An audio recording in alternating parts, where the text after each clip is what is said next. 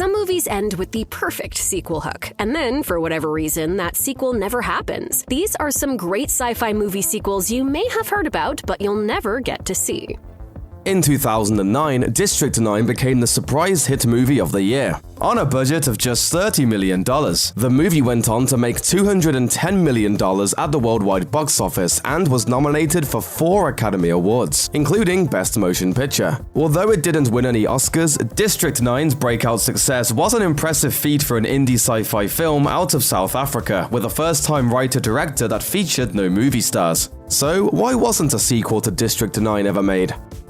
According to District 9 mastermind Neil Blomkamp, he wasn't even thinking about making a sequel while writing, directing, and editing the film. Since Blomkamp was only planning on making a standalone film, he didn't set up the overall story arc for a sequel or a franchise. It was only after the film was edited that Blomkamp realized there was room for a sequel. But he still had no idea where that sequel would go. He also toyed around with making a prequel instead. Blomkamp told Hero Complex in 2010, "I'm not so interested in aliens coming back and blowing things up, but a prequel might be interesting." Obviously, that idea never left the ground either. District 9 ended on a cliffhanger, and the universe of the film is rich with themes and storylines to explore. Copley wants to do a sequel, and the movie was a huge success for Peter Jackson's production company. In Hollywood, that combination usually adds up to a guaranteed sequel, and yet the furthest in development that District 9 sequel ever got was an 18-page treatment. One reason for that may be because District 9 was too big of a hit. Its commentary on social segregation, xenophobia, and racism blended perfectly with its sci-fi aesthetic, all of which helped it make it an overwhelming success for the first-time writer-director. That's a hard act to follow, even when the act you're following is your own. Not long after the Twilight Saga concluded, Summit Entertainment geared up for its next young adult franchise, Ender's Game. Based on the Orson Scott Card novel of the same name, Ender's Game was envisioned as the first in a series of new sci-fi films. After all, there's a ton of written material to draw from. But the series got canned long before its completion. Here's why we never got to see an Ender's Game sequel. Hollywood is a business. People tend to forget that sometimes. Studio executives would love to make whatever movies they want, but they have to make sure they'll make their money back, and then some. So when Ender's Game grossed a mere $125.5 million worldwide, against a production budget of $110 million, that showed Lionsgate that audiences weren't willing to put up with an Ender's Game franchise. Variety called it one of the biggest box office bombs of the year. With that kind of response, few studios would be willing to jump onto a sequel. There are countless reasons why a movie would flop at the box office, but for this particular film, an argument can be made that Orson Scott Card's views on homosexuality and the legalization of same-sex marriage led a number of people, especially those who were on the fence about seeing Ender's Game, to boycott the movie altogether. It's impossible to say how much of an impact the boycotts had on the movie's box office take, but there's no denying that in a politically charged climate, any negative press against a film like Ender's Game couldn't have helped. Budget constraints are an ordinary occurrence in Hollywood, but it's almost never a good thing when it happens. For instance, 20th Century Fox kept the budget low for James Mangold's Logan because the director and Hugh Jackman wanted the film to be rated R. While that ended up working in their favor, a studio usually constrains a movie's budget if it doesn't seem like the film will be as successful as initially hoped. That rings true for the would-be Ender's Game sequel. The first movie had a production budget of $110 million, a fairly typical amount for a sci-fi flick, but the sequel might have seen that number dip below the $100 million mark. Director Gavin Hood originally wanted to film the first and second movies back-to-back, but Lionsgate wasn't up for that much of a gamble. Hood said, "It's a pity on many levels because that cast was all there. The sets are all there. We should have shot the 2 movies back-to-back." Before superhero movies fully took over Hollywood, each studio was attempting to launch its own young adult franchise to snag some of the success of Twilight, The Hunger Games, and Harry Potter. Some were successful, but most weren't. And at this point, young adult adaptations are a tired trend that audiences no longer seem interested in paying for. Beautiful Creatures flopped, as did The Mortal Instruments, and even initially successful YA franchises like the Divergent series suffered insanely diminishing returns. Young adult adaptations can be successful if budgets are kept low, and if the movies are marketed properly. Unfortunately, every studio wants to believe they're sitting on a gold mine, so they go full steam ahead with the first installment, which, in the case of Ender's Game, leaves little room for expansion in the sequel. As Gavin Hood explained to Hyperbole, The proposed film sequel to Ender's Game would have been based on Ender's Shadow, which takes place concurrently with the first book. So if the studio really wanted to adapt that story, it would have made more sense to film back-to-back, as Gavin Hood originally wanted to. Several years have passed, and now Asa Butterfield and Haley Steinfeld are far older than their preteen characters in the books. It makes no sense to continue the series at this stage. Then there are the bigger actors like Harrison Ford, Ben Kingsley, and Viola Davis. With Ford returning to his iconic characters in recent years, he would be a difficult person to nail down for the young adult sequel. To get all these people together again would likely require more money than Lionsgate would be willing to cough up. Even if Lionsgate and the cast were to consider a sequel, could the studio afford it? Hood made no secret about having difficulties obtaining enough money for Ender's Game. If he was having trouble getting $110 million in 2013, he's not going to be able to get enough money now. And remember, there are several novels continuing Ender's story, and even more in the Shadow and Formic War series. With so much material, the franchise could work better as a television series instead of a feature film franchise. In fact, shortly after the movie released in theaters, Variety reported that the studio was considering a TV spin-off instead of a sequel. Since there were issues getting the necessary money for the first movie, and it didn't do so well at the box office, it makes sense for the studio to look at other options. Unfortunately, there haven't been any updates on the TV front since that report in 2013. So, who knows if it'll ever happen. Though it was something of a box office disappointment when it first hit theaters in 1997, Luc Besson's whacked-out sci-fi epic, The Fifth Element, has since become a cult classic, thanks to gonzo visuals and quirky performances from stars Bruce Willis, Milla Jovovich, and Chris Tucker. But despite the film's popularity, there's never been a follow-up. Here's a look at some of the reasons why The Fifth Element never got a sequel. The Fifth Element didn't fare particularly well during its theatrical release in the United States, which was a problem, because at the time, the movie's $90 million plus price tag made it the most expensive film ever produced outside of Hollywood. While the film would go on to break some international box office records by pulling in $263 million worldwide, it scored just $63 million of that take from US theaters, which is probably a big reason an equally expensive sequel wasn't quick to get the green light.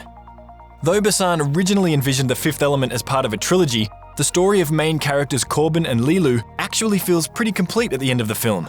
He's rediscovered his vigor for life, she's found a reason to want to save the Earth, the pair have found love together, and in the process, they've literally brought peace to the galaxy. Sure, Besson could probably find a clever way to shake these two out of their well-earned happiness. At this point though, it might feel more like a desperate cash grab.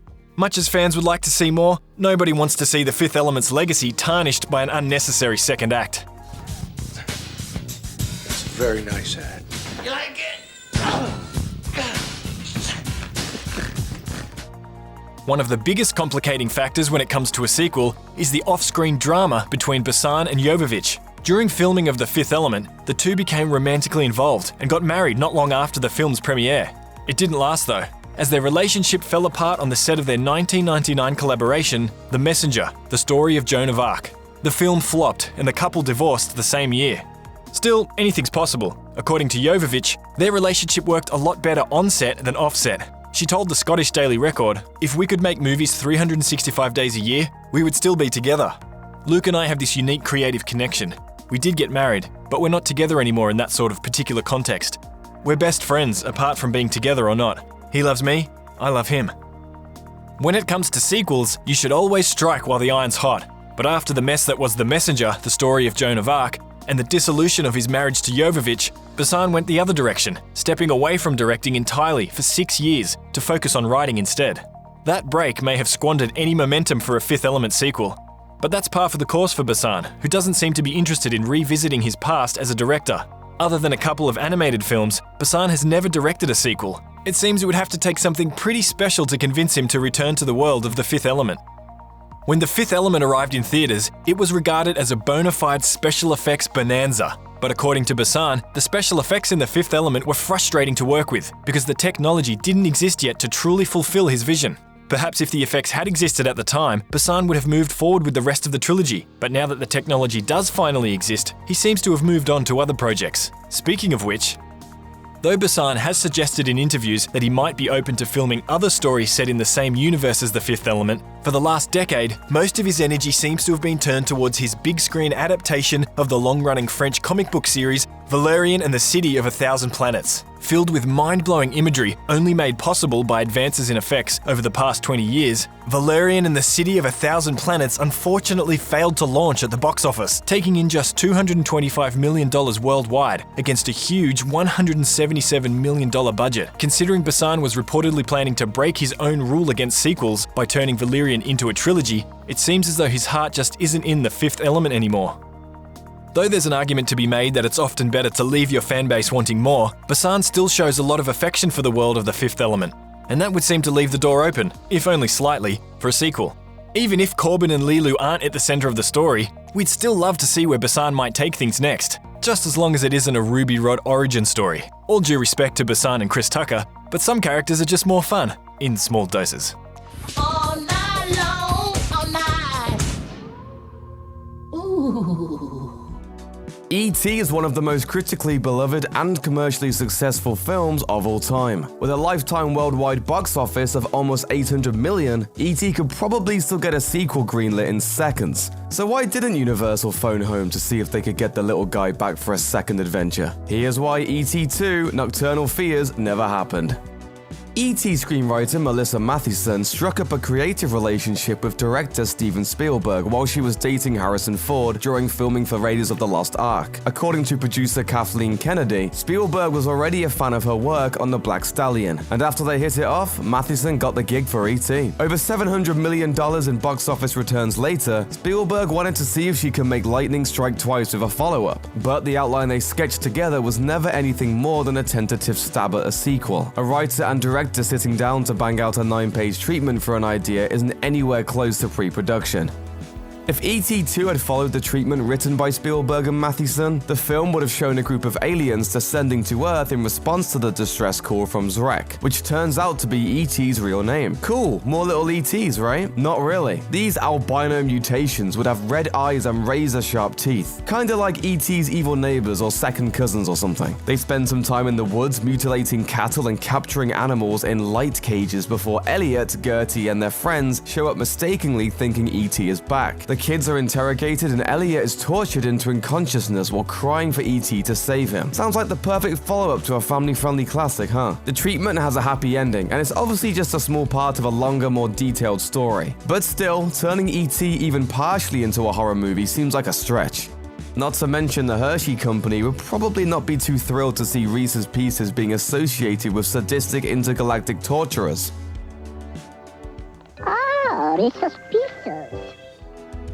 Steven Spielberg famously hated the idea of sequels for a long time, having declined Universal's request for another Jaws film for years, before they finally made one anyway without him. His treatment for E.T. 2: Nocturnal Fears was supposedly drafted just days after the original arrived in theaters, and might have been little more than the byproduct of the initial excitement. Spielberg eventually came around to the ideas of sequels when he filmed Indiana Jones and the Temple of Doom 3 years later, but it should be pointed out that he's only ever done 4 sequels throughout his career, and they've been for 2 of the biggest movie franchises of all time, Indiana Jones and Jurassic Park. This is a guy who chooses his projects wisely, and the story of E.T.'s sadistic relatives clearly didn't fit into his artistic vision.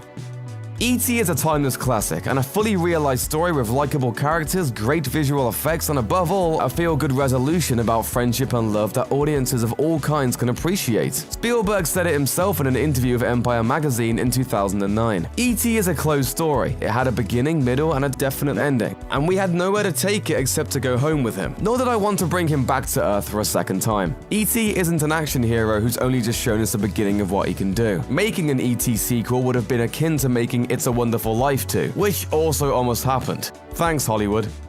In a speech to the American Film Institute, Spielberg said, "I think a sequel to E.T. would do nothing but rob the original of its virginity. People only remember the latest episode while the pilot tarnishes," which is quite a reverential way to talk about a movie featuring a cross-dressing, candy-binging alien who communicates through a speak and spell. But it also begs the question, when did he change his mind? And why didn't he give George Lucas his memo decades ago? I'll try spinning. That's a good trick. Inception was a real box office dream for Christopher Nolan, and when the movie was released, the writer-director had already shown that he was a master of sequels with his batty follow-up The Dark Knight. So it seemed entirely plausible that Nolan would eventually go deeper into the layers of subconscious reality with Inception 2. Mustn't be afraid to dream a little bigger, darling. But despite an ambiguous ending and some serious interest in a follow-up film, it just hasn't happened yet. Here's why. You said you dreamt that we'd grow old together. But we did. Inception was released right before The Dark Knight Rises closed out Nolan's three-part trek through Gotham City. While he wasn't traditionally a sequel man before, his Dark Knight trilogy seemed to change his tune. In fact, he said that while he originally conceived Inception as a one-shot cinematic experience, he wouldn't close the door on a possible return, simply because of the outcome of his Batman experience. He told Deadline, "I've always liked the potential of the world. It's an infinite, or perhaps I should say infinitesimal world that fascinates me. I think of Inception as one film, but that's how I approach all of my films. When I was making Batman Begins, I certainly didn't have any thoughts of doing a second Batman film, let alone a third. You never quite know where your creative interests are going to take you, but when I was making Inception, I viewed it as a standalone movie."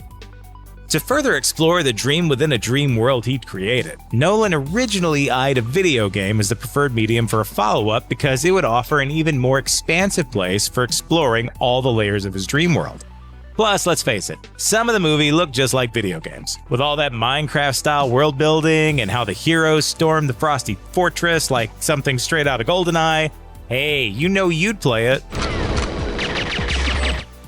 Saito might have had deep enough pockets to make a second movie happen, but in the real world, budgets are a real wake-up call for studios looking into making a sequel. Inception cost a whopping $160 million to make, and it's expected that a sequel would have to be even bigger and better to truly impress, meaning it cost even more.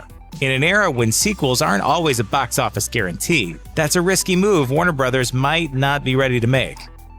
But even with all that in mind, it's hard to shake that spinning top and not want to see more. One of the main reasons that Inception fans have been dreaming of a sequel is that the ending seemed to raise more questions than it answered. Was Cobb really reunited with his children at long last in the waking world? Did the spinning top that was his totem eventually fall, revealing that he'd finally escaped the brain plane? But according to Nolan, that last scene wasn't meant to be so confusing. He told Princeton University graduates in 2015, "The way the end of that film worked, Leonardo DiCaprio's character Cobb, he was off with his kids, he was in his own subjective reality. He didn't really care anymore, and that makes a statement. Perhaps all levels of reality are valid. The camera moves over the spinning top just before it appears to be wobbling. It was cut to black. You got all that?" Your condescension, as always, is much appreciated, Arthur. Thank you. The short version, even if you think that there's more to tell about the final shot of Inception, Nolan doesn't. First published in 1982, Battlefield Earth is an incredibly long and complex sci-fi epic by Scientology founder L. Ron Hubbard. Set in the year 3000, it tells the story of Earth's 1,000-year occupation by monstrous humanoid aliens called Cyclos, who've reduced humanity to a population of around 30,000.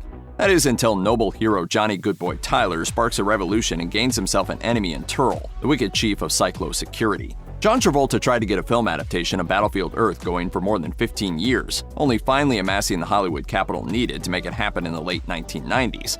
Unfortunately, this was too long for Travolta to play the role of Tyler as he'd hoped, and he was instead cast as Turl. He was also a producer on the project and had intended to tell the Battlefield story over the course of 2 films. Despite some fancy special effects and Travolta's star power, however, Battlefield Earth crashed. Made with a budget of $73 million, it took in an Earth-wide total of $29 million. And the few who did see the movie hated it. It's got a 3% score on Rotten Tomatoes, and it won in every category in which it was nominated at the Razzies. As a result, the sequel simply never got off the ground. Opening over the 4th of July weekend in 1996, the original Independence Day packed in all the elements of a perfect popcorn movie, with special effects, an all-star cast, and a crowd-pleasing plot in which humans pulled together to expel and eliminate an extraterrestrial menace. The film earned a then record of $104.3 million in its opening week and took in a total of $306 million in North America alone. A sequel then was inevitable, but it still took 20 years to get going. Independence Day Resurgence hit theaters in the summer of 2016 and eked out an American grand total of $103 million, less than what the original film had pulled in during its first week, and that's before you adjust for inflation. There are several reasons why Resurgence underperformed. It's likely that Will Smith passing on the sequel turned off audiences, and the 20-year wait between the films can't have helped either. Regardless, before the release of Resurgence, director Roland Emmerich discussed his plans for a third Independence Day movie, one that would take Jeff Goldblum's character into space to lead an attack on hostile aliens. Take the fight to them. When do we leave?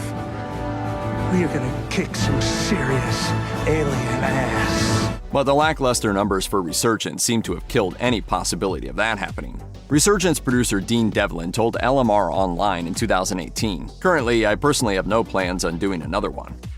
Disney already controlled a number of major movie brands and franchises when it finalized its acquisition of 21st Century Fox in March 2019. That said, the Fox buyout was still a huge deal in the industry. Included in the $71 billion price tag were the film rights to the X-Men, 30% of Hulu, ownership of The Simpsons, and the difficult decision on what to do with nearly 300 films that had been in development at Fox. One of those films was the sequel to Chronicle, the innovative found-footage sci-fi about three teenagers who find themselves wielding incredible telekinetic abilities. The 2012 original earned $126 million at the worldwide box office, but when Disney acquired the property, they clearly didn't think the franchise had much of a future. Still, 7 years had passed between the release of Chronicle and the Disney acquisition. Why didn't Fox make a sequel in the interim? Well, it probably has a lot to do with the creative minds behind the first film. For one, screenwriter Max Landis was accused of sexual assault in 2017, and since then, his career is pretty much disintegrated. Meanwhile, director Josh Trank admitted to Collider that he intentionally made things hard when Fox asked about a sequel.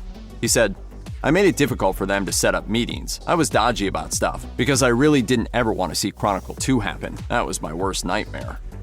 Once upon a time, Disney thought that the whole world was ready for a sci-fi epic based on a forgotten century-old book. Andrew Stanton of Pixar convinced Disney to buy the rights to Edgar Rice Burroughs' 1912 novel A Princess of Mars, and then let him direct the adaptation, even though he'd never made a live-action movie. Disney sunk $263.7 million on the production of John Carter, plus another $100 million on marketing, making it one of the most expensive movies ever made. That's a lot of cash to invest in a film based on an obscure property, and starring a cast of relative unknowns to boot. Released in March 2012, critical reviews for John Carter were middling at best, and they did nothing to entice audiences to what was already a hard sell. After a moderately robust $30 million opening weekend, the film sank fast and wound up bringing in just $73 million in the US. It didn't do much better overseas either, with a final global take of $284 million. Disney's massive financial losses made John Carter into one of the biggest bombs of all time, thus putting the brakes on the development of any of the 10 additional books in Burroughs' Barsoom saga. In 2014, the rights to the series reverted back to the author's estate, putting any last chance of a John Carter sequel firmly in the ground. It really does feel like the Terminator franchise is impossible to kill. I'll be back. It all started with 1984's sci-fi noir flick The Terminator, starring Arnold Schwarzenegger as a cyborg sent back in time to kill Sarah Connor and her unborn son John, who will one day lead the human resistance against the machines.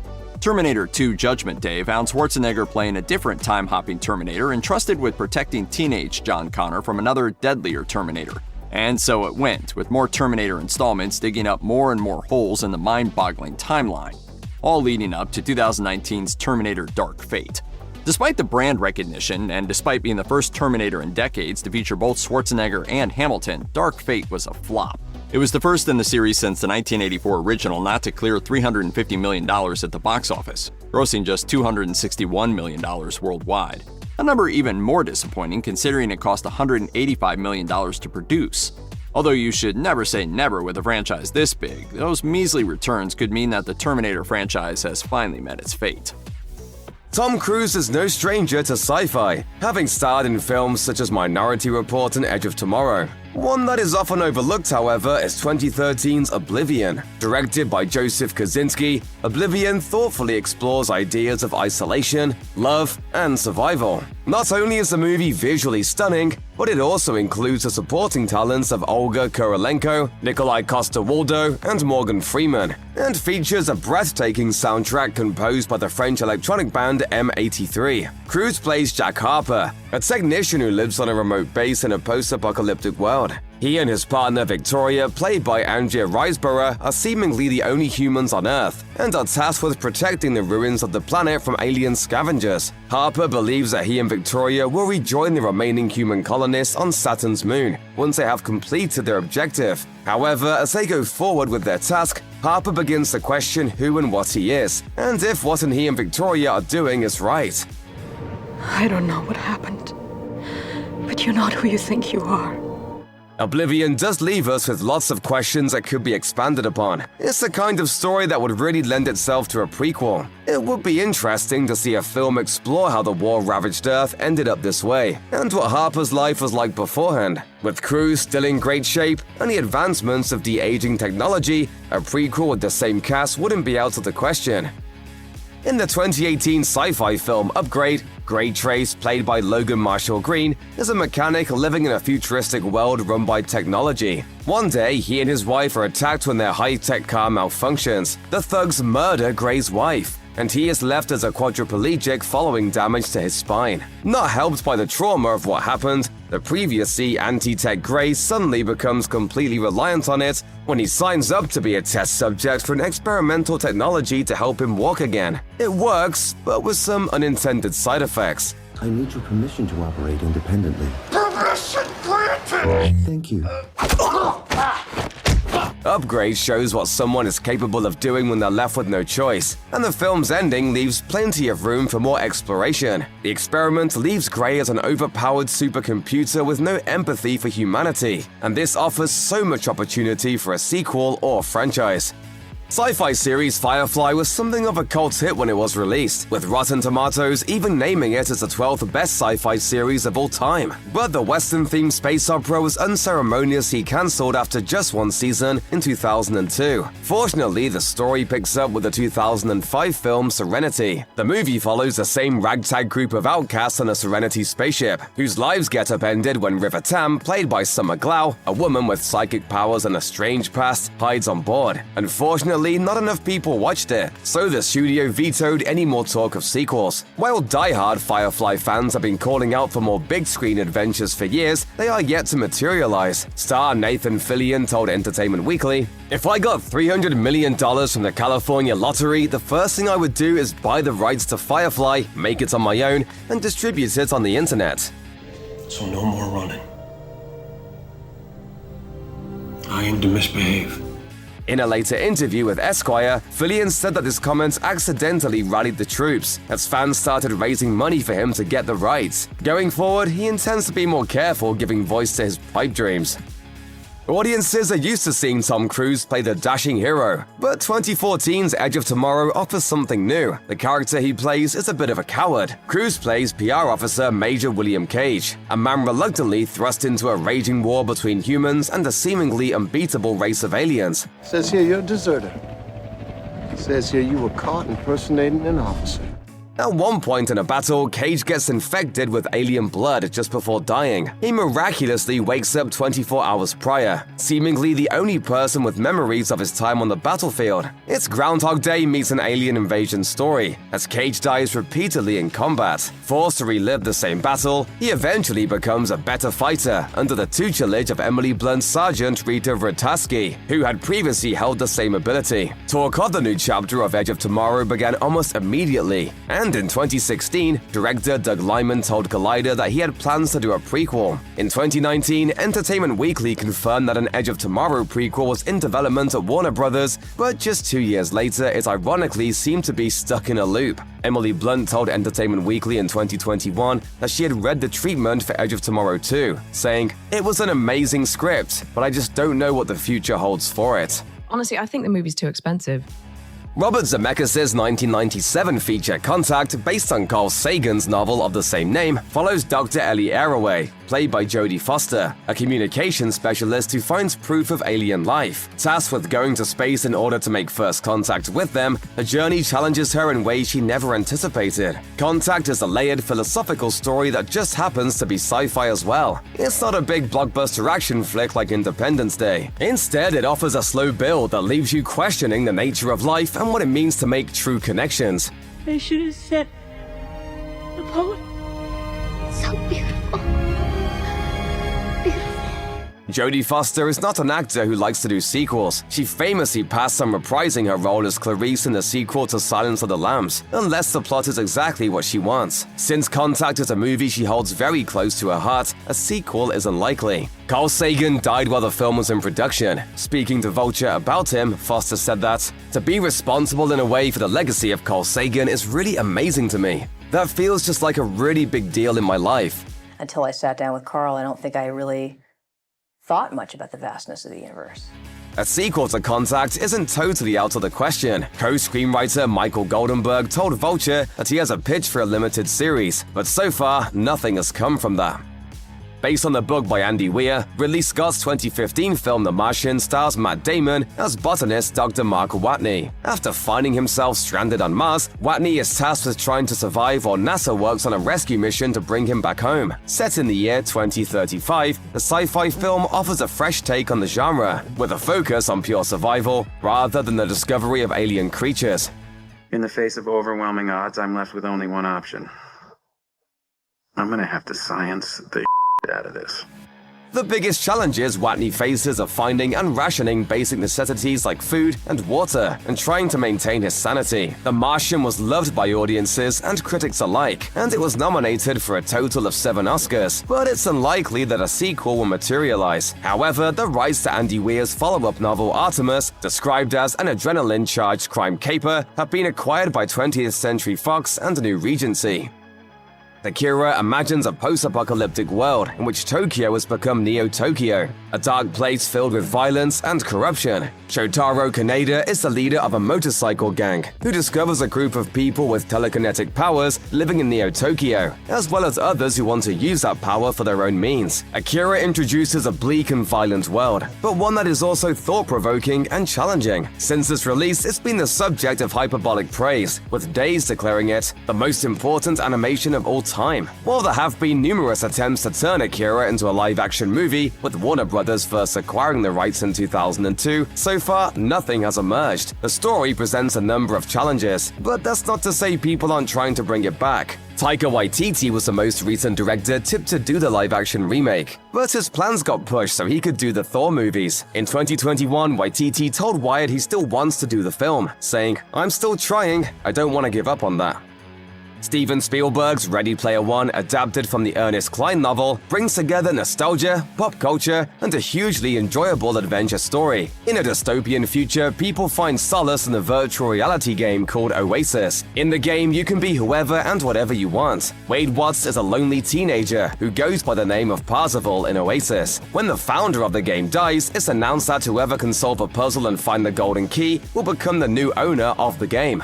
If you're watching this, I'm dead. Wade is determined to win and embarks on a treasure hunt that takes him to places he never dreamed of. By the film's end, Wade makes a decision regarding Oasis that changes the course of every single person's life on the planet. It's such a huge moment, and we'd love to see what the repercussions of his decision have on humanity. Fortunately, a sequel to the novel Ready Player 2 was released in 2020, although it was universally panned by critics. Cline told Inverse that the feature film adaptation of Ready Player 2 is in the early stages of development, but time will tell whether it will make it to the big screen given the novel's poor reception. As a debut feature from writer and director Andrew Niccol, Gattaca is a pretty impressive first offering. The movie stars Ethan Hawke, Uma Thurman, and Jude Law, and is a thoughtful exploration of the meaning of life in an advanced society that uses genetics to determine a person's place in the world. In the not-so-distant future, parents are able to splice together the best part of their genes to make a genetically superior child. Anyone that's born the old-fashioned way is considered to be inferior, and given a lower standing in society because of it. Hawke portrays Vincent Freeman, one of those unlucky children. He meets the genetically superior Jerome Eugene Morrow, played by Jude Law, a former Olympic athlete who's become paralyzed. The two decide to cheat the system, and Vincent pretends to be Jerome. They won't believe that one of their elite could have suckered them all this time. With his now superior standing, Vincent gets a job working at Gattaca as a navigator for a space project to Saturn's moon. The film ends with Vincent being allowed to keep Jerome's life, and he leaves for his mission. What happens to him and the world that's been introduced is anyone's guess, but a sequel or even a prequel could explore the moral implications of genetic advances and what it means for the people who get left behind because of it. Unfortunately, Niccol seems to have closed the door on a sequel project. In an interview with Fandom, he said, "I don't know that there needs to be a sequel. Once you've said it, do you need to say it again? We'll leave it to your imagination. Better that you write the sequel in your mind than I write it." Starring Sigourney Weaver, Alan Rickman, and Tim Allen, Galaxy Quest is a sci-fi cult classic that everyone needs to experience. While on the surface it looks to be a film that just pokes fun at Star Trek, it really is so much more than that. It's a fun story about how fame and fortune can ruin relationships, and sometimes you just need a quick trip around the universe to make things right again. The film follows a group of actors from the cancelled sci-fi show Galaxy Quest. For the most part, the cast can't stand the show's original lead, Jason Nesmith, played by Tim Allen. However, when a group of aliens abducts the cast, believing what they've watched to be fact rather than fiction, the actors face the biggest challenge of their careers, being actual heroes. This is great. Usually it's just cardboard walls in a garage. Star Trek is a franchise that seems to run and run, so it is only right that Galaxy Quest should receive the same treatment, especially as the film ends with the cast getting their show renewed. Collider reports that Amazon Prime is poised to revive Galaxy Quest as a television series. However, following the tragic passing of Alan Rickman, they paused their plans. Weaver shares that if the revival series does move forward, it will focus on a younger Galaxy Quest cast, joining forces with the remaining original cast members for another adventure in space. Directed by Christopher Nolan, 2014's Interstellar explores the possibilities of wormholes, time displacement, and above all else, family. It's an emotional tale of a father who leaves his children in the hopes of giving them a better life. With food running out and the planet growing closer to mass-level extinction, Earth can no longer sustain humanity, and so an alternative place to live must be found.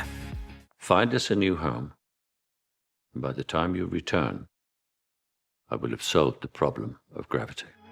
Matthew McConaughey plays single dad Cooper, who is tasked with leading a team to find a new habitable planet. While Interstellar tells a beautifully poignant story, it ultimately has a sad ending for Cooper. When he eventually gets back home after many years have passed, his young daughter is on her deathbed. Nobody believed me, but I knew you'd come back. Interstellar ends with Cooper leaving once more to find his mission partner, Dr. Amelia Brand, who is still traveling alone in space somewhere with no idea about what happened to Earth and humanity. A story about their adventures would be an intriguing tale, especially after the success that Interstellar enjoyed upon its release. While doing the press tour for Interstellar in 2014, McConaughey told Sky News that a sequel was possible, but nothing has come of it yet.